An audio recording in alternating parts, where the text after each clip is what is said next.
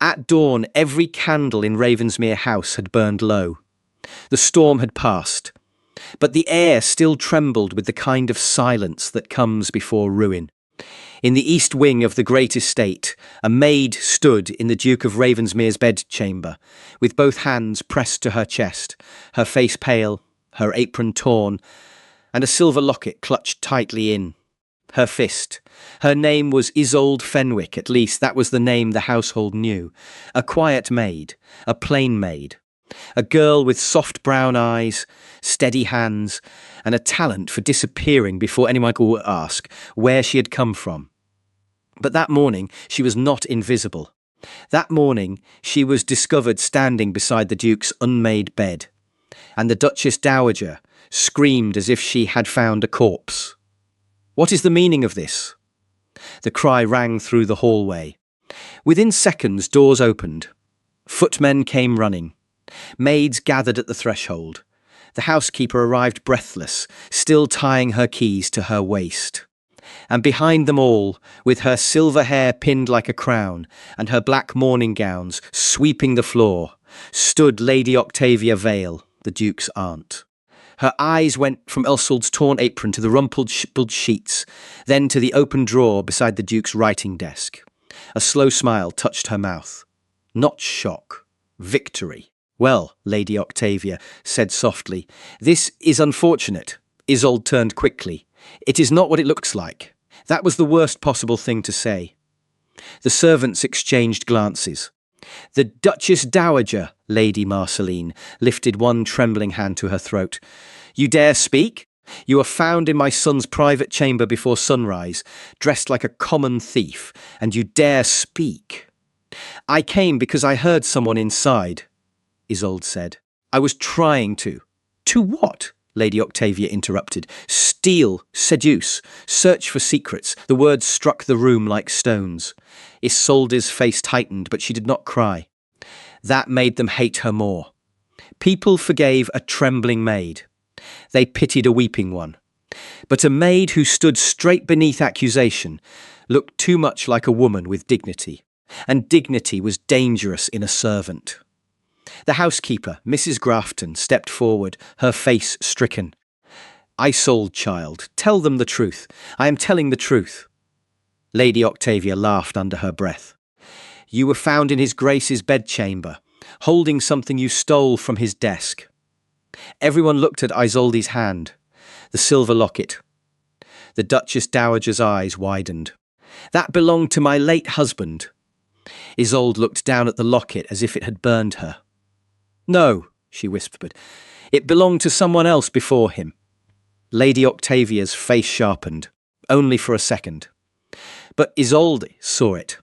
Before she could speak again, heavy footsteps sounded in the corridor. The crowd parted, and the Duke of Ravensmere entered.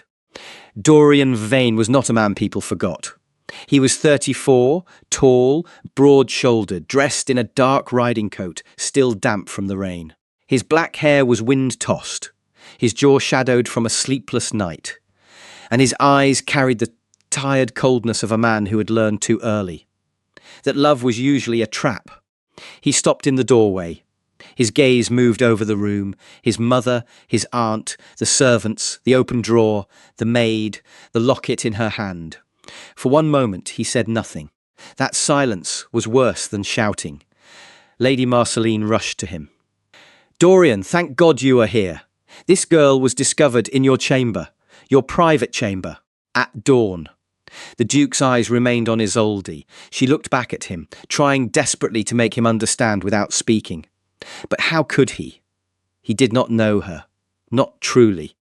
He knew only the maid who brought fresh linen, the maid who lowered her eyes when he passed, the maid who had once corrected the placement of a book on his library table. Because, as she had quietly said, the rain will warp the page if it faces the window. He had remembered that. He did not know why.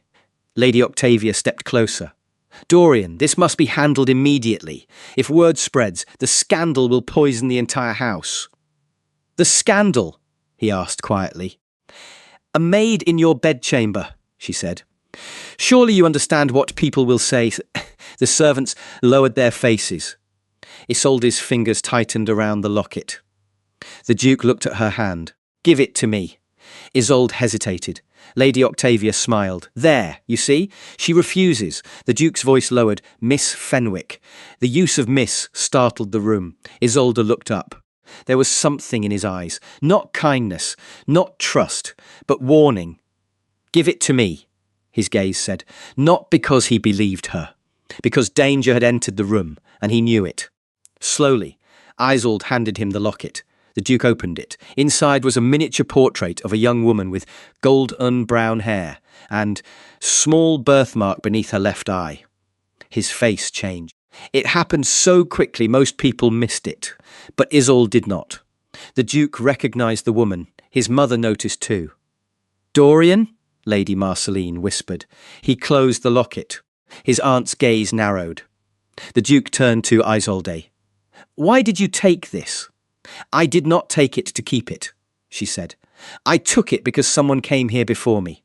Someone was searching your desk. I followed them. They dropped it when they fled. A convenient story, said Lady Octavia. It is the truth. Then name the intruder. Isolde went silent.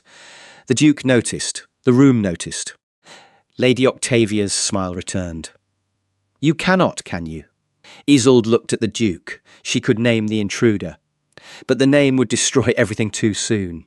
Because the person she had seen leaving the Duke's bedchamber was not a servant, not a thief, not a stranger. It was Lady Octavia herself. But no maid could accuse a noblewoman and survive. Lady Marceline's voice shook with fury. Dorian, dismiss her at once. No worse. Send for the magistrate. Isolde's heart dropped. The magistrate. A charge of theft from a duke's chamber would ruin her. A charge of impropriety would bury her. If Lady Octavia pressed the matter, Isolde would not only lose her position, she would lose the one chance she had come to Ravensmere House to find. The truth. The Duke said nothing. Lady Octavia pressed the knife deeper. There is only one way to stop the servants from carrying this scandal to the village. The girl must be removed before breakfast. Quietly, if possible, publicly, if necessary. No, Isolde said. One word, too sharp.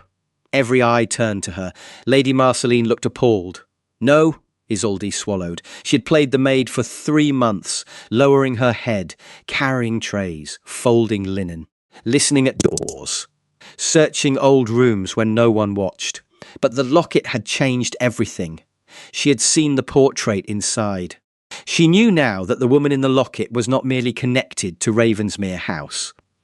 She was the key, and if Isolde left now, she would never learn why her mother had died with the Duke's name on her lips. The Duke's voice cut through the room. No one sends for the magistrate. Lady Marceline turned to him. Dorian, no one leaves this room. Lady Octavia's expression tightened. Dorian, be sensible. The girl has compromised herself and you. Every moment she remains here increases the danger. The Duke stared at his aunt. Then he did something no one expected. He walked to Isolde's side. Not toward his mother, not toward his aunt, toward the maid. He stood beside her as if she belonged there. Gasps rose from the servants. Lady Marceline went pale. What are you doing? Dorian looked around the room. His expression was unreadable. Then he said the words that would set all of Ravensmere House on fire. There will be no scandal. Lady Octavia's eyes narrowed. And how do you intend to prevent one? The Duke took Isolde's hand. She nearly pulled away. His grip was firm, not cruel. A command and a shield at once. He looked at every face in the room. Then he said, She is my wife. The world stopped. A maid dropped a candlestick. Mrs. Grafton whispered. Merciful heaven! Lady Marceline gripped the bedpost as if the floor had vanished beneath her. Lady Octavia did not move at all. Only her eyes changed. For the first time that morning she looked afraid. Isolde stared at Dorian. Her heart hammered so violently she could barely breathe. Wife? What was he doing? The Duke did not look at her. He looked at the room. You will all leave us. His mother's voice broke. "Dorian, have you gone mad?" "No, you cannot mean this. I do." Lady Octavia stepped forward. "A duke cannot simply declare a maid his wife because she was found in his chamber." Dorian's head turned slowly. "Are you questioning me in front of my servants?" That silenced her. For all her influence, for all her schemes, she was not the duke. Not here, not in his house. His voice hardened. "Everyone out." One by one, the servants fled. Mrs. Grafton hesitated, looking at Isolde with worry, but the duke's stare moved her too. Soon only 4 remained: Dorian, Isolde, Lady Marceline, Lady Octavia. The Duchess Dowager looked at her son with devastated confusion. "Tell me this is some strategy." "It is." The word escaped him before he could stop it. Isolde looked at him. Lady Marceline heard it too. Her face changed from horror to suspicion. Lady Octavia's voice became smooth. "Then perhaps we should all hear the strategy." "No," Dorian said. "You will leave." His aunt smiled faintly. "Careful, nephew. A secret marriage to a servant is not a small matter. People will ask questions. Parliament will ask questions. Your creditors will ask questions. The families who were preparing to offer their daughters to you will ask many questions. Let them. And when they demand proof..." Dorian looked down at Isolde. For the first time, uncertainty passed between them. Then he said, "They will have it." Isolde's breath caught. Lady Octavia's gaze sharpened. "What proof?" The Duke's answer was calm. "The marriage certificate." There was no certificate. Isolde knew it. Dorian knew it. Lady Octavia knew it too. But the Duke said it with such authority that the room bent around the lie. Lady Marceline stepped back. "My son," she whispered. "What have you done?" Dorian's jaw tightened. What should have been done long ago? That sentence changed the air. Lady Octavia heard something in it. A threat. She studied him carefully, then dipped her head. "As you wish, Your Grace." She turned to leave. But at the door, she paused. Her eyes moved to Isolde. "A wife is not made by a sentence." Then she smiled. "And a maid does not become a duchess without blood on the floor." The door closed behind her. Lady Marceline followed, trembling, leaving mother and son with a wound neither of them dared touch. At last, the chamber was silent. Dorian released Isolde's hand. She stepped back instantly. "What have you done? What did you do?" He countered. "I told the truth." "No, you hid the most important part." Her chin lifted. "And you lied before half your household." "I saved you. You trapped me. I prevented my aunt from destroying you." "Why?" The question hung between them. Dorian looked at the locket in his hand. "Because this belonged to my father." "No," Isolde said softly. "It belonged to my mother." His gaze lifted. The room seemed to tilt. "Who was your mother?" Isolde's voice barely rose above a whisper. "Her name was Serena Whitlock." Dorian went completely still. The name struck him like a blow from the past. Serena Whitlock. He had not heard it in 15 years, but he remembered. A young woman laughing in the West Garden. A voice singing behind locked doors, his father shouting, his mother weeping. Then one winter morning, Serena had vanished from Ravensmere House, and everyone had been ordered never to speak her name again. The Duke's voice changed. "How do you know that name?" Isolde's eyes shone, but she did not cry. "Because she was my mother." Dorian stared at her. "That is impossible. That is what people say when the truth is inconvenient." "My father never." "Your father ruined her." The words landed hard. Dorian's face darkened. "Be careful." "I have been careful all my life." "Then continue." "No," Isolde said. "I came here as a maid because no one would let Serena Whitlock's daughter through the front door. I came because my mother died with one sentence on her lips."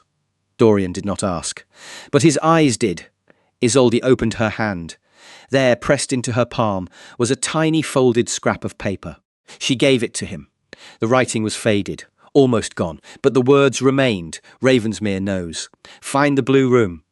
Dorian read it twice, then a third time. "The blue room was sealed after my father died." "Why?" Because my mother ordered it. Then your mother knows something. His expression hardened. You will not accuse her. I am not accusing her. I am saying your house is full of locked rooms and dead women. That should concern you. For a moment, he almost smiled. Almost. Then a knock sounded at the door. Both of them turned. The voice outside belonged to Lady Octavia. Forgive me, Your Grace. One more thing. Dorian did not answer. His aunt continued through the door. If the girl is truly your wife, I assume she will join the family at breakfast. Isolde's stomach tightened. Dorian's face remained still.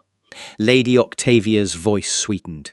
After all, the household must meet their new duchess. Silence, then footsteps retreated. Isolde looked at Dorian. You cannot continue this. I must. For how long? Until I know why my aunt fears you. She fears what I know. No, Dorian said quietly. She fears what you are. Isolde frowned. What am I? He looked toward the sealed west wing. I believe you may be the reason my father died. And outside the bedchamber, hidden behind the doorframe, Lady Octavia smiled. Because the Duke had guessed too little, and far too late. By 8 o'clock, the entire estate knew the maid was the Duke's wife. By 8:30, the village knew. By 9, a groom had already ridden toward London, with a letter hidden beneath his coat. And by breakfast, Isolde Fenwick was seated at the Duchess's place. She had never felt so exposed in her life. The dining room at Ravensmere House was built to make people feel small. Its ceiling rose high above carved beams blackened by age. Portraits of dead dukes stared down from the walls. The table stretched beneath silver dishes, crystal bowls, and white roses arranged in vases like funeral offerings. Isolde sat beside Dorian in a borrowed gown of pale green silk. It did not fit her properly. The sleeves were too tight, the neckline too grand, the fabric too soft against hands accustomed to scrubbing floors and carrying coal. But the worst part was not the gown. It was the silence. Every person at the table was watching her, pretend to be something she was not. Lady Marceline sat across from her, pale and wounded, as if Isolde had personally stolen her son. Lady Octavia sat at the far end, calm and elegant, stirring her tea without drinking it. Beside her sat Lord Peregrine Vale, Octavia's son, a golden-haired gentleman with a lazy smile and eyes too clever to be harmless. He had arrived minutes before breakfast, claiming he had ridden overnight after hearing of Dorian's romantic surprise. No one believed him. Dorian sat beside Isolde, still as stone. His face revealed nothing, but under the table his hand rested close to his knife. That told Isolde enough. He expected danger. Lady Octavia broke the silence. My dear Isolde, forgive me. Should I call you your grace now, or are we all still pretending this is sensible? Isolde felt every eye move to her. Dorian's jaw flexed, but before he could speak, Isolde answered. Call me whatever helps you sleep, my lady. A spoon clattered. Lord Peregrine laughed. Not loudly, just enough to show interest. Lady Octavia's smile chilled. How refreshing. A duchess with kitchen wit. And an aunt with kitchen manners, Isolde replied. How comforting. I shall not feel alone. This time Lord Peregrine laughed properly. Lady Marceline looked horrified.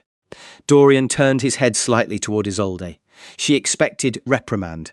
Instead, she saw something strange in his eyes. Approval. Tiny, unwanted. But there. Lady Octavia set down her spoon. You are bold for a woman whose position depends entirely on one man's lie. The room froze. Dorian's voice cut in. Careful. Lady Octavia looked at him. I am merely asking what all England will ask. Where was the wedding? Who witnessed it? Why was your wife living as a maid in your own house? Dorian reached for his tea. His hand was steady. Because I wished it. Lady Marceline flinched. Dorian, please? No, he said softly. Let us have the conversation my aunt desires. Isolde looked at him. His tone had changed.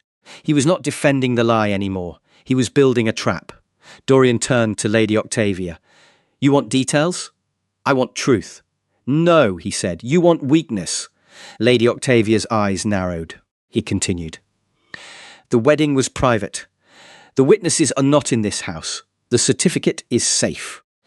My wife entered service here under my instruction because I suspected someone within Ravensmere was stealing from me.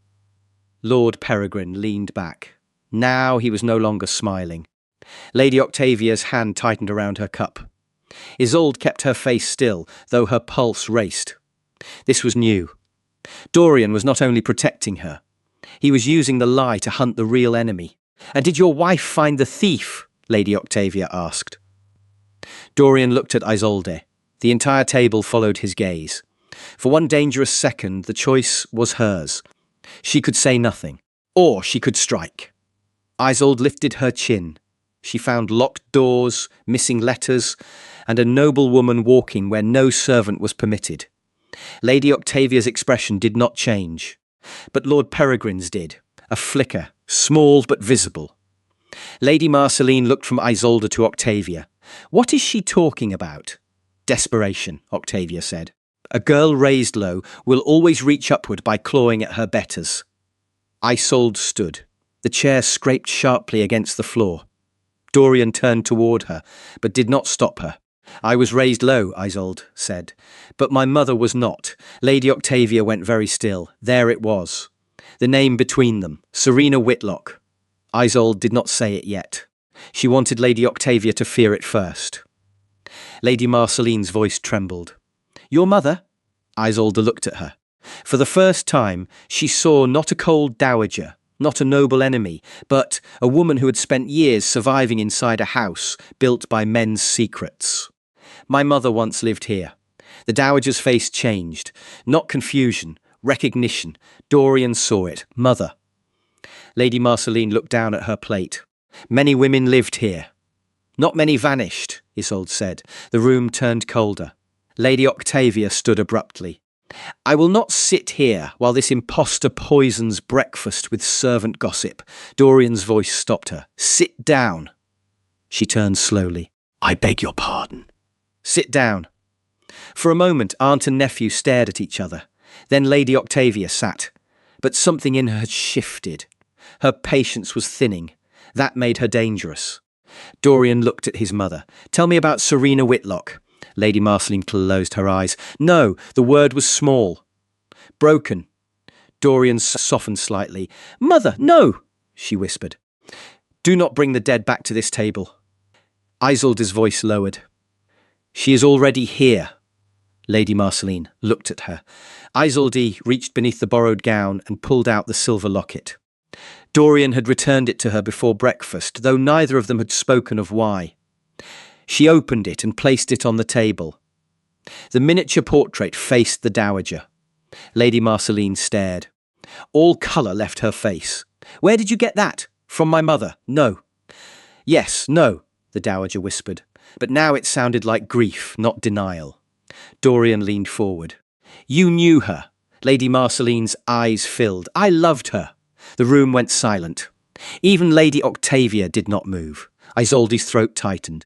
All her life, her mother had been a mystery made of fragments, a song half remembered, a shawl smelling faintly of lavender, a feverish voice whispering that Ravensmere had stolen more than a name. Now here, at a table of enemies, someone said she had been loved. Dorian's voice was quiet. What happened? Lady Marceline looked toward the window, as if the past stood outside waiting. Serena came to Ravensmere as companion to your father's sister. She was clever. Too clever for this house. Your father admired her. Then he desired her. Then he resented her for refusing him. Isolde's fingers tightened around the locket. Dorian's expression darkened. My father pursued her. Lady Marceline gave a bitter smile.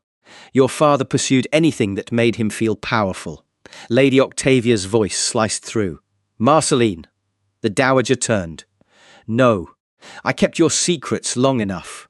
Lady Octavia went pale with anger. Dorian looked between them. My secrets? Lady Marceline's voice shook. Serena did not vanish because of your father alone. Lady Octavia stood again. Enough! This time her voice cracked. Lord Peregrine rose too. Mother. But Octavia was staring only at Lady Marceline. You made an oath, and it destroyed us, the dowager said. Dorian slowly stood. What oath? The answer never came. A servant burst into the dining room. Your Grace, Dorian turned sharply. What is it? The blue room, sir. There is smoke coming from under the door. Isolde's heart lurched. The blue room. Her mother's last message. Ravensmere knows. Find the blue room. Dorian was already moving. Isolde followed. Lady Octavia shouted, Dorian, wait! He did not. They crossed the hall at speed. Servants scattering before them. The west corridor grew colder as they approached. The blue room stood at the end, sealed behind double doors, painted a faded shade of deep blue. Smoke curled beneath the threshold. Dorian seized the handle. Locked. Key, he demanded. The footman shook his head. No one has it, Your Grace. Dorian stepped back, then kicked the door hard enough to crack the frame again. The door burst inward. Smoke spilled out. But there was no fire. Only a small brazier near the hearth, burning papers. Isolde ran forward. Dorian grabbed a rug and smothered the flames. Together, they pulled half-burned pages from the ashes. Most were gone, but one remained readable, a page from a journal. Isolde lifted it with shaking hands. The writing was elegant. Female, I cannot remain silent. The child is not Lord Ravensmere's. The child is not shame. The child is proof. If anything happens to Sarita, the truth is hidden where Marceline will never look, beneath the angel with the broken wing. Isolde read the line again. The child. What child? She whispered. Dorian's face was grim. Lady Marceline appeared in the doorway behind them, breathless. When she saw the page, she covered her mouth. Dorian turned to her. Mother. She shook her head. Do not ask me. I am asking, please, who was the child? Lady Octavia entered then, slowly. Her face had regained its calm, but it was the calm of a woman holding a knife behind her back. The child died, she said. Isolde turned. What child? Lady Octavia looked at her with hatred no longer hidden. You. The room stopped. Isolde stared at her. What? Octavia smiled faintly. That is what we were told. That Serena's daughter died. That the matter was buried. That Ravensmere could breathe again. Lady Marceline whispered, Octavia, stop! But Octavia's eyes gleamed. Oh, let us have truth, since everyone is so hungry for it. Serena Whitlock did not merely vanish. She fled because she had a child who could ruin this family. Isolde could barely breathe. Dorian's voice was low. Why would her child ruin us? Lady Octavia looked at him. Because Serena was secretly married. The words struck like thunder. Isolde stepped back. Dorian went still. To whom? He asked. Lady Octavia's smile widened. To your father's elder brother. Lady Marceline sobbed once. Dorian's face drained of colour. His father's elder brother, the firstborn son. The rightful heir before he died young in a riding accident. Lord Alaric Vane. If Serena had married Lord Alaric, if Isolde was their child, then Isolde was not a maid, not a nobody, not a scandal. She was blood of the main line. Possibly the true heir to Ravensmere fortune through her father's claim. Dorian looked at Isolde as the truth rearranged everything between them. Lady Octavia's voice turned poisonous. Now do you see, nephew? You did not claim a wife. You invited a rival. Isolde's knees nearly failed. Dorian reached for her, but she stepped away. No, she whispered. My mother would have told me. Perhaps she feared you would come here, Octavia said. And look what happened when you did. Dorian turned on his aunt. Where is the proof? Lady Octavia laughed. Burned, I imagine. Isolde looked at the ash. Too late, again, too late. Then Lady Marceline spoke. No, everyone turned. The dowager's face was wet with tears, but her voice was steady now. Not burned. Octavia stared at her. Marceline. Lady Marceline ignored her. She looked at Isolde. Your mother gave me something before she fled. I was too afraid to use it. Too afraid to destroy this family. Too afraid to save her. Where is it? Dorian asked. The dowager whispered, "In the chapel." Isolde remembered the burned journal, beneath the angel with the broken wing. Dorian moved first, but Lady Octavia was faster than grief. She grabbed a candle from the wall and hurled it into the long blue curtains. Flame climbed instantly. Servants screamed. Smoke exploded upward. In the chaos, Octavia seized Isolde's wrist and dragged her toward the side door. Dorian shouted her name. Isolde struggled. Octavia's nails dug into her skin. "You should have stayed dead," Octavia hissed. Then the smoke swallowed them both. And by the time Dorian reached the corridor, Isolde was gone. The whole house became a hunting ground.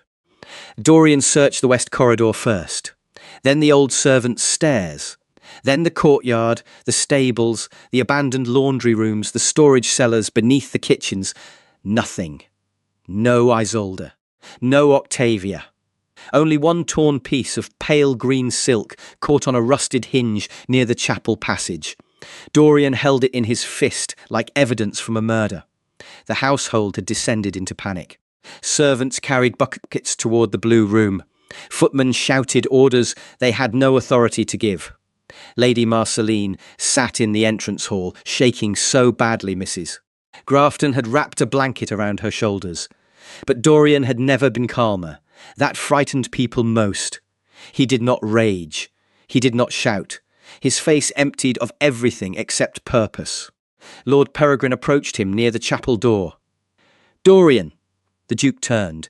Peregrine lifted both hands. "I did not know she would take the girl." Dorian stepped closer. "Where is your mother?" "I do not know." "Then guess." Peregrine swallowed. For the first time, the charming mask slipped completely. Beneath it was not cruelty, it was fear. "There are old tunnels beneath the chapel. My mother used them when she wished to come and go unseen." "How do you know?" "Because as a boy I followed her." Dorian's eyes narrowed. "And you never thought to mention this?" "I thought she used them for affairs, not murder." Dorian seized him by the collar and slammed him against the stone wall. "Think carefully before you speak again." Peregrine's voice shook. "There is an entrance behind the crypt angel." The crypt angel, the broken wing. Dorian released him and rushed into the chapel. The Ravensmere Chapel had been built 3 centuries earlier, all white stone, cold marble and coloured glass. Morning light broke through the windows in red and blue shards, painting the floor like spilled jewels. At the far end stood the memorial angel. One wing whole, one wing broken. Dorian pushed at the base. Nothing. He searched the carved stone, running his hands over names of dead fiends. Then he saw it. A tiny black mark beneath the angel's broken wing. Not dirt, a keyhole. "Mother," he called. Lady Marceline appeared at the chapel entrance, supported by Mrs. Grafton. "The key," Dorian said. She looked at the angel, her face twisted with old guilt. "I threw it into the lake years ago." Dorian cursed under his breath. Then Mrs. Grafton stepped forward. "No, Your Grace." Everyone looked at her. The housekeeper reached into the ring of keys at her waist and removed a small blackened key. "Her late ladyship ordered me to keep it. She said one day courage might return to this house." Lady Marceline covered her mouth. Dorian took the key. "For once," he said, voice rough. "Someone obeyed the right woman." The key turned. Stone shifted. A hidden door opened beneath the angel. Cold air rose from below. Dorian took a lantern and descended. The passage was narrow and damp. Roots had cracked the stone.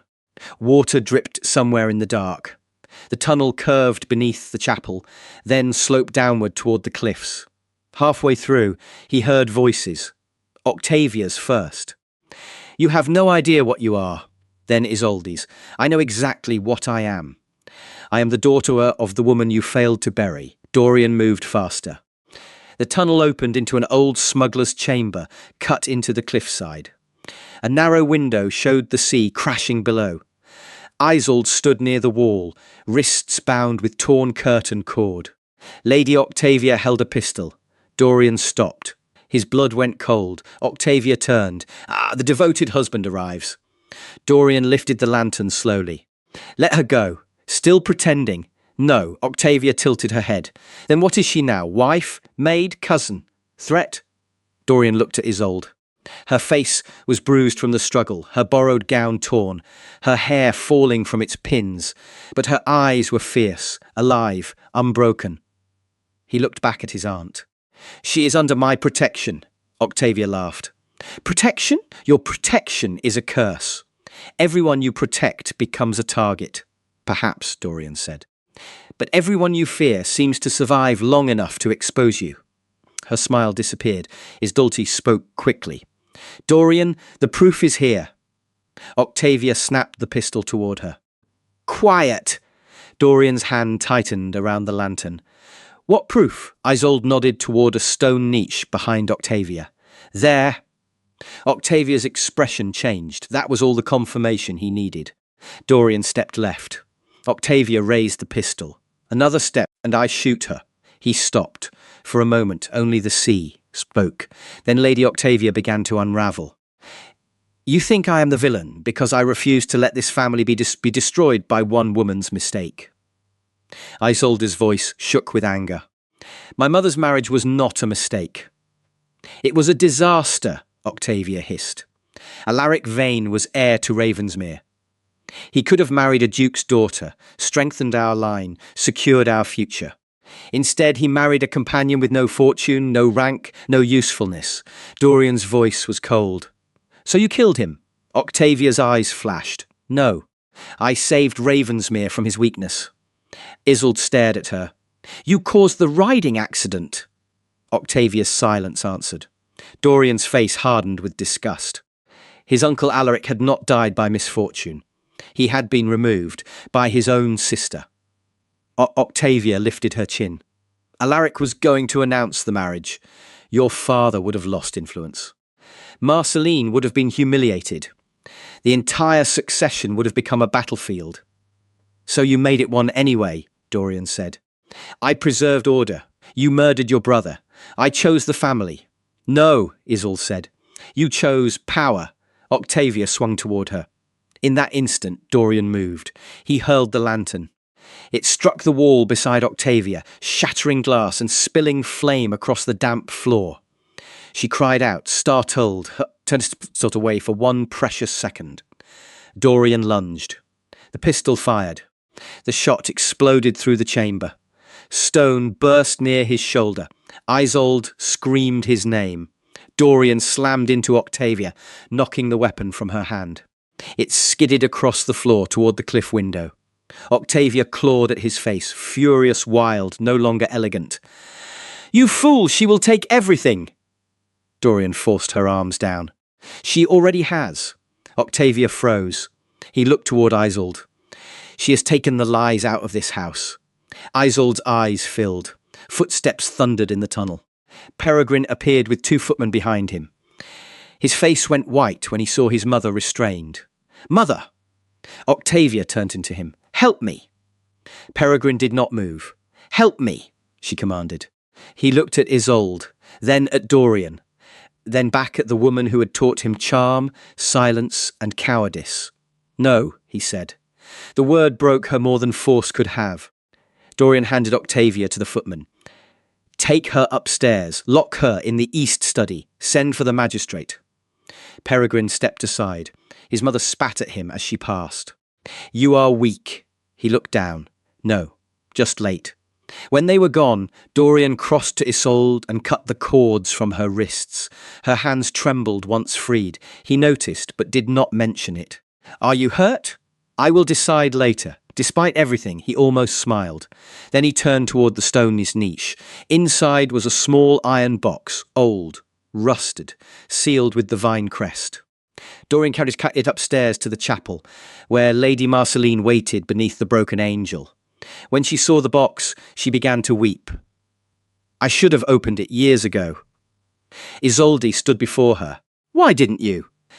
The dowager looked at her with all the sorrow of a wasted life.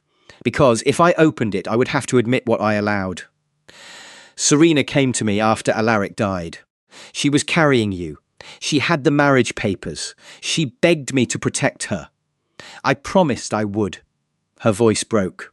Then Octavia convinced me that protecting Ravensmere meant hiding her. I told myself I was saving you both by sending her away quietly, but I was saving myself from scandal. Isolde's anger trembled beneath her skin. My mother died poor. I know. She died afraid. I know. She died thinking no one in this house cared. Lady Marceline bowed her head. No apology can answer that. No, Isolde said. It cannot. Dorian opened the iron box. Inside lay 3 things. A marriage certificate between Lord Alaric Veen and Serena Whitlock, a baptism record for their daughter, Isolde de Veen, and a letter addressed to the child. Isolde's hands shook as she took it. The writing was her mother's. My dearest Isolde, if you are reading this, then truth has outlived fear. Remember this. You were born loved, not hidden because you were shameful, but hidden because evil people feared what your existence proved. Do not let them make you small. You are not a servant of Ravensmere. You are its blood, its memory, and its reckoning. Isolde pressed the letter to her chest. For years, she had imagined the truth would give her peace. It did not. Not at first. It gave her grief with a name.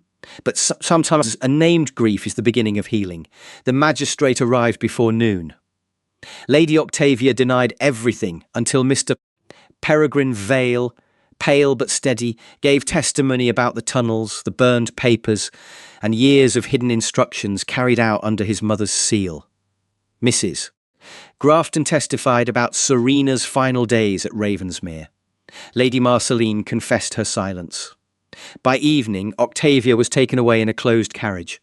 Not screaming now, only staring through the window with the bitter disbelief of a woman who had controlled every room she entered, only to be defeated by the girl she thought beneath notice. But one problem remained: the lie. The household gathered again in the great hall, this time not in scandal, in judgment. Dorian stood on the staircase, Isolde beside him. The same servants who had seen her accused now watched her in silence. Lady Marceline stood below, older than she had seemed that morning. Lord Peregrine remained near the door, uncertain whether he had any place left in the family he had helped wound. Dorian addressed them all. This morning I told you Miss Fenwick was my wife. A murmur moved through the hall. Isolde looked straight ahead. Dorian continued. That was not true. The words landed heavily. I said it to prevent an innocent woman from being destroyed by a scandal as arranged to silence her. He looked at Isolde. But a lie used for protection is still a lie. The hall quieted. Her name is not Isolde Fenwick. She is Isolde Vane, daughter of Lord Alaric Vane and Serena Whitlock. She entered this house as a maid because this family failed her before she was born. Lady Marceline began to cry silently. Dorian's voice lowered. From this day forward, she will be treated not as a servant, not as a scandal, not as an intruder, but as family. Isolde turned to him. There was something in his voice that surprised her. Not duty, not strategy, respect. Then Mrs. Grafton stepped forward. The old housekeeper curtsied deeply. Welcome home, Miss Vine. One by one, the servants followed. Some out of obedience, some out of shame, some with real warmth. Isolde stood still, unable to speak. She had come to Ravensmere expecting enemies. She had found them, but she had also found witnesses. And perhaps, in time, a place. That night, long after the magistrate had gone, and the household had finally fallen quiet, Isolde found Dorian in the library. He stood beside the fire, holding the false marriage announcement his aunt had already tried to send to London. He threw it into the flames. I owe you an apology, he said. Only one. He glanced at her. She folded her arms. You declared me your wife in front of half the county. I was improvising. You are very bad at improvising. It saved you. It ruined me differently. He absorbed that. No defence. No arrogance. Just silence. Then he said, You are right. That surprised her more than the lie had. Dorian Vane did not look like a man accustomed to admitting fault. He turned fully toward her. I took control of your name because others were trying to destroy it, but it was still your name, your life, your choice. I had no right. Isolde looked at him for a long moment. The firelight softened the hard lines of his face. He was not the villain she had expected, not the hero either. Something more complicated. A man raised in a house of secrets, trying to become different before it was too late. My mother said Ravensmere knows, she said quietly. It did. No, Isolde said. Houses do not know. People know. And people choose silence. Dorian nodded. Yes, will you? No. She believed him. Not completely, not easily, but enough for that night. He walked to the desk and picked up a folded document. What is that? A statement. For London. It corrects the lie. She took it. There, in his bold handwriting, he had written the truth plainly. Miss Isolde Vine, wrongfully hidden from her family, has been restored to Ravensmere under my protection and acknowledgement. No wife, no scandal, no ownership, only truth. Isolde looked up. You wrote this already? Yes, before knowing whether I forgave you. I do not require forgiveness to do what is right. Her expression softened. That is the first intelligent thing you have said. His mouth twitched. I shall try not to ruin the moment. She almost smiled. Almost. Then the clock struck midnight. Both of them looked toward the sound. So much had changed since dawn. That morning she had been a maid accused in a duke's bedchamber. By midnight she was the hidden daughter of Ravensmere, the woman a murderer had feared, the truth that survived fire, tunnels, silence, and shame. Dorian spoke quietly. What will you do now? Isolde looked around the library, at the books she had dusted, the portraits she had avoided, the house that had taken her mother's happiness and nearly taken her own. Then she looked back at him. I will stay. Something like relief crossed his face. But not as your wife, she added. His eyes warmed. No, and not as your maid, never again. She lifted her chin. I will stay as myself. Dorian bowed his head. As you should. Outside, rain began again, soft against the windows. But inside Ravensmere House, the old silence had broken. And in the days that followed, society feasted on the scandal. They whispered that the Duke of Ravensmere had claimed a maid as his wife. Then they whispered that she was not a maid at all. Then they whispered that perhaps the Duke had known from the beginning. But the truth was stranger. He had not known. He had simply chosen, in one dangerous moment, to stand between a woman and the wolves. And that choice had uncovered a crime buried for 20 years. As for Isolde, she walked through Ravensmere, no longer with lowered eyes, but with the calm of a woman who had entered through the servants' door and forced the whole house to open its front gates. The blue room was restored. The angel in the chapel was spared, though Isolde insisted the broken wing remain visible. Why? Dorian asked. She answered. Because broken things can still guard the truth. Lady Marceline spent many afternoons writing letters she had been too cowardly to send years before. Peregrine left for the continent, not to escape disgrace, he claimed, but to learn who he might become without his mother's voice in his ear. And Dorian? He changed slowly, not into a softer man, but into a truer one. He listened more, commanded less. And whenever someone in society dared mention the maid in his bedchamber, he would answer calmly. You remember it incorrectly. Then he would look toward Isolde, across the room, where she stood beneath chandeliers that once would have been denied her. She was never merely a maid, and those who were wise knew not to ask more. Because Ravensmere had already given its answer. A woman had been caught in the Duke's bedchamber. The world called it disgrace. The Duke called her his wife, but the truth called her home.